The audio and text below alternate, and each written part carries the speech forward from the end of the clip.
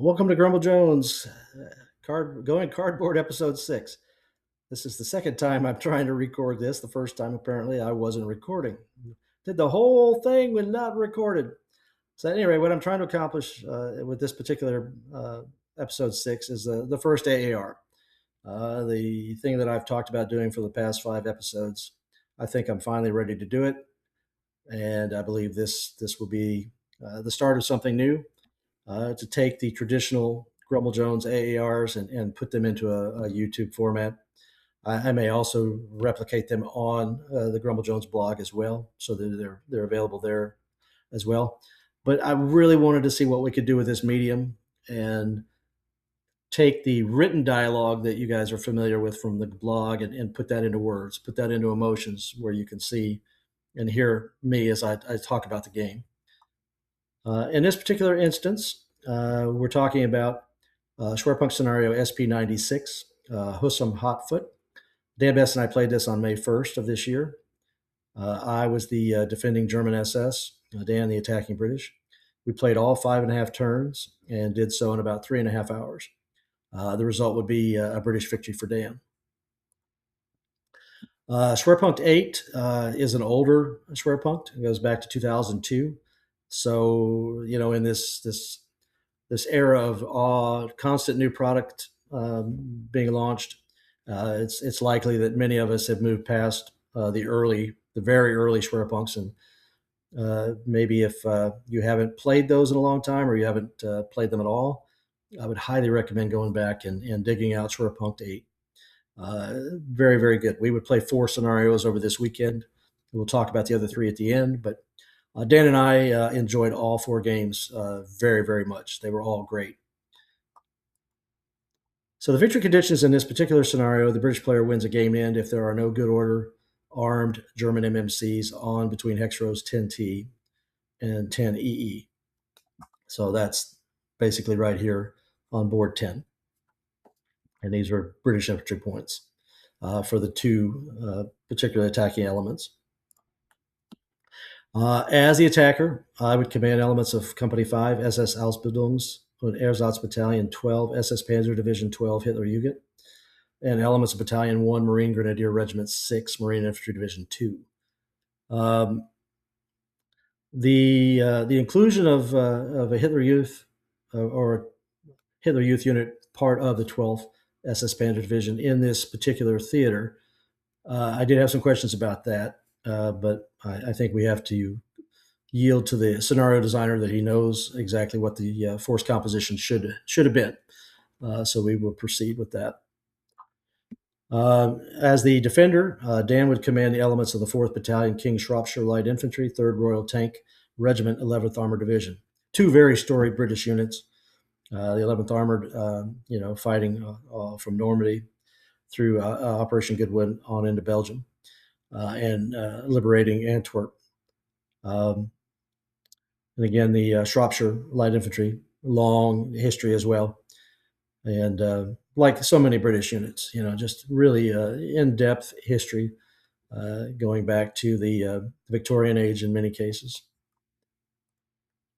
So this game, like all the games that Dan and I play, was played over what used to be called cardboard via Skype. That's now cardboard via Teams. When Microsoft acquired Skype, it was always clear that they were doing so to eliminate it. I was a big fan of Skype. I enjoyed it quite a bit. Teams is fine. I use Teams all day long in my work world, and I have no problems with it whatsoever.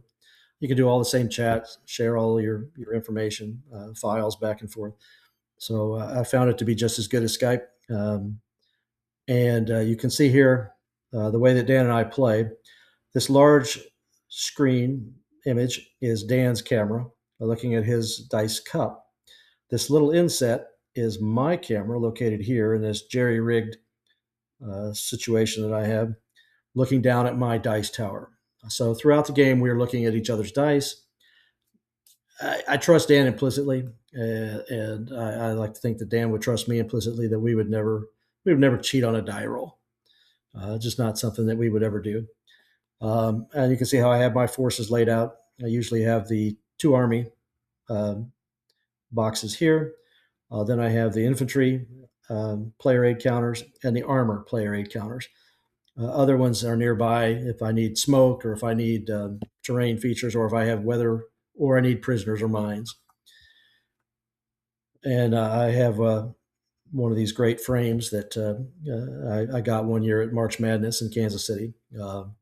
One of my most prized possessions. Absolutely love that. Game changer for how I play the game and enjoy the game. Just wonderful. So here we are prior to turn one with the setup. You can see where Dan's forces are entering. And you can see my dummy stacks. I have 3, so I had 6 dummies altogether. And they're just there to make Dan slow down in the event that they can. Dan and I are so familiar with each other's play style that he knows if I haven't fired when I'm adjacent, they're dummies. And same vice versa. I know how he is as well. He never wastes a shot. Neither do I. Over here on the left, 2 squads. Actually, I think one of these is a half squad. 8-0 with LMG. Panzerschreck here in the center. And then my 8-1 is back here with the medium, and my other 8-1 is here with the heavy. Mortar, of course, here. This position is always a good position in any game on board 10. I've seen other people defend very well from there. My intention was to try to do the same, replicate that. So yeah, my guys are getting ready for the game, getting psyched up, see if they can hold out. So turn one, as I've said many times, Dan is a very hyper-aggressive opponent. He is going to come at you. So he started on the right. Carrier went all the way. The medium machine gun carrier just rolled past me. Foul shot was a miss. And he was able to get past me. Now my 8-1 and medium fired at him. I did not go for a kill. I just fired at the exposed crew. Got a morale check result. Dan rolled boxcars. So they were eliminated, KIA'd. And now we have an abandoned carrier. But keep this carrier in mind. It's going to play a role at the end of the game, a significant role. Over here, my left was torched, as you might want to say, with these wasps. Just moved adjacent. I missed with Faust, or I pinned because I didn't get one. And just like that, I'm taking 30 down, 30 flat shots from fire, and took me out. In a advancing fire later, because those were bounding fire shots. In advancing fire later, he forced another morale check on the Brokies, and I believe the Haffer rolled snakes. It created a hero, but did not rally. So the hero was the only thing I had left on that particular flank. Wasps are deadly, hard to hit because they're double small. It really had a hard time. With a handheld weapon, it's going to be rough to hit them. Of course, they're very vulnerable to infantry fire as well, obviously, to tanks.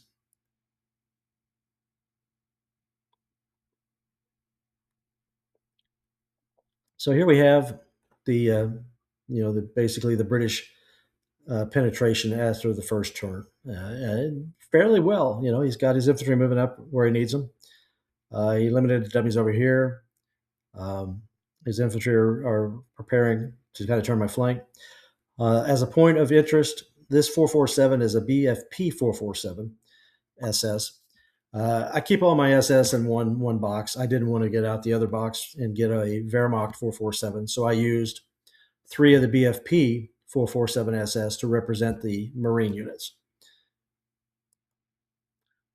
So at this point, I'm concerned, right? My guys are like, the left is already being turned. We didn't even hold a turn, or so I thought at that point. In my part of turn one, Dan would mouth one of the Comet main armaments. That was a fortunate result for me, obviously. And my hero would jump into close combat with the Wasp adjacent, having survived 2 flame shots.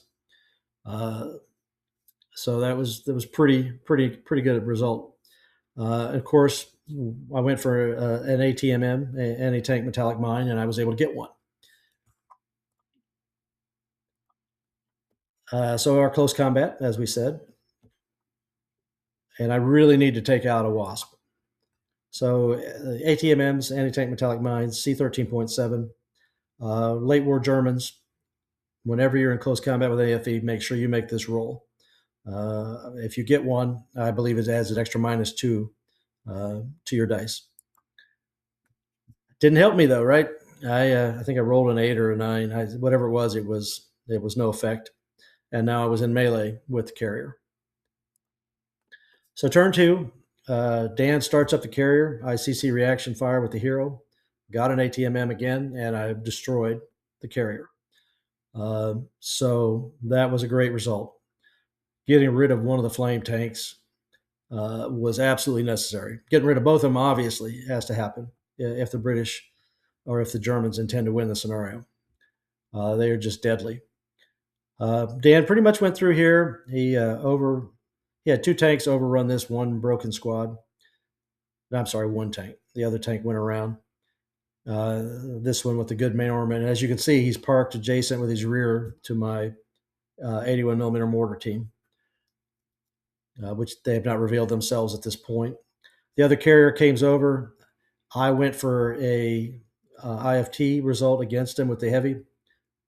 No effect, didn't do anything, and his flame broke my guys. So just like that, my center key position was broken. So this really, I've been bisected. I have 1 unit left over here. Everyone else is broken or soon to be broken. Then what did catch me by surprise is Dan moved to 247 to try to get him back in the carrier back here. And again, I'm not paying attention to him. I'm saying that's fine. My 8-1 will take care of it with the medium back here. So Dan, again, like we said, he keeps the attack. And in Schwerpunkt scenarios, you have got to be aggressive. You don't have the time to stand around and do a lot of shooting. You've got to confine your shooting to advancing fire. Dan happens to be a very good advancing fire player, so that worked out just great for him. And as you can see, at the end of turn 2, Dan is in a pretty decent position. The gun is abandoned at this point. I believe the leader might still have been in good order. He's about to break en route. Well, no, nobody's there. You can see Dan's infantry pretty much accumulating over on this side. Push my brokies back and then move, just basically flush everybody out of that zone and headed towards, so basically clearing from EE to 2, or to T, I should say. Over here, I'm holding in the center pretty well still. So at this point, I'm feeling pretty comfortable. Yeah, my left is gone, but this is all open ground. I feel like I can cover that pretty effectively. So his tank, I would go for Faust with the crew, and I would pin. I rolled a 6, and I'm pinned. So Dan fires at me. Now that he knows I'm there, he pivots the tank and fires. No effect. And then in prep fire of turn 2, I get a Faust and destroy the Comet. So at this point, he's got Comet with a mouthed main armament, and then in prep fire, he would also mouth the second Wasp. Yeah, I mean, these are things that you're like, wow, okay, that's fantastic. That is exactly what I needed to survive this moment. And then over here, as you can see, this fight kind of continued. Just a lot of shooting and not a lot of results over here. And then I was moving back from this area. So yeah, good foul shot. You can always use that. Over here, this is becoming more and more dangerous for me. I haven't been paying good attention to this. This 247 is going to move freely and get to that. I'm still in my back of my mind saying the 8-1 will take care of this. The 8-1 will take care of this. So I'm losing focus here. I will say though, I did see an opportunity, and I thought Dan would take it with nobody to shoot at him. I thought for sure that Dan would come back here and take away this row house. I really thought he would do that, and he did not. And again, you can see there's every opportunity. I'm so engaged over here that I'm not paying attention. And of course, my guys are broken on this side of the board. Turn 3, Dan pretty much clears this side of the map. He's got me on the run. He's going to take prisoners, and my guys are falling back. I still have not gone to this location. I'm making some very critical mistakes in not doing so. Dan, of course, assault moves, and then he'll advance in there and take back his carrier. So in the defensive fire phase of my turn 3, Dan ends up getting his gun recalled. He rolled a 6 on the repair, and now that Comet's recalled. That's a good result for me. Takes away the VBM freeze capability, because tank still can VBM freeze you with the machine gun capability. Meanwhile, he's back inside of his abandoned carrier, or underneath it, soon to be in it in his part of the turn. He's got his infantry all staged and ready. I just thought really he's done a great job over here. The center fight is over. There's a melee ongoing, but otherwise I'm in pretty decent shape. So this suddenly becomes my Alamo. As you can see with turn 4, or going into turn 4, I've kind of moved back into these locations. And I'm finally into this row house. I tried to take some advancing fire shots at this guy and didn't accomplish anything. So here we are, turn 4. And you can see it's again, Dan is coming on. Everybody's coming right at me. I'm falling back. He's advancing with prisoners. Don't know how many of you guys do that. Dan will always take a half squad and move forward with the prisoners and get in your grill, make you fire at them. And in some cases, you really have to fire at them. You can't afford to let them get around you and break, cut route paths. So again, we're really having a good game. I mean, as I said earlier, this one was really a lot of fun. But I'm in more of a precarious position now. I'd beaten back Dan initially. Obviously, you can see his brokes. I have a good squad here, here, here, and here. So I've got 1, 2, 3, 4, roughly 5 squads over here. There are brokies and a good order mortar crew. But Dan now is in his carrier, and he's ready to roll. And again, my Alamo taking shape. I'm hopeful. And I would say, looking at this point, I thought I'm in good shape. He's got 2 moves left. I'm in good shape. My guys are like, yeah, we got this. Yeah, we've hung on. We've got this. So here we are, turn 4. Dan just swarms me, and it's hard to put this picture, having seen the other picture, but you can see everybody came at me. I would break or pin these guys. This guy would get through. So one X-Wing fighter got through, and that's going to be fatal for me. And then over here, these are the defense that I'm counting on.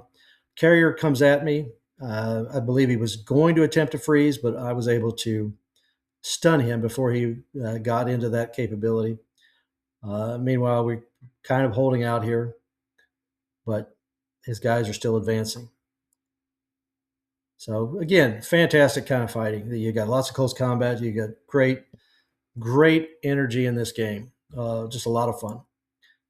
So here we are at the end of Dan's 4, and you can see where everybody's at. Some stuns, pins, and a lot of breaks.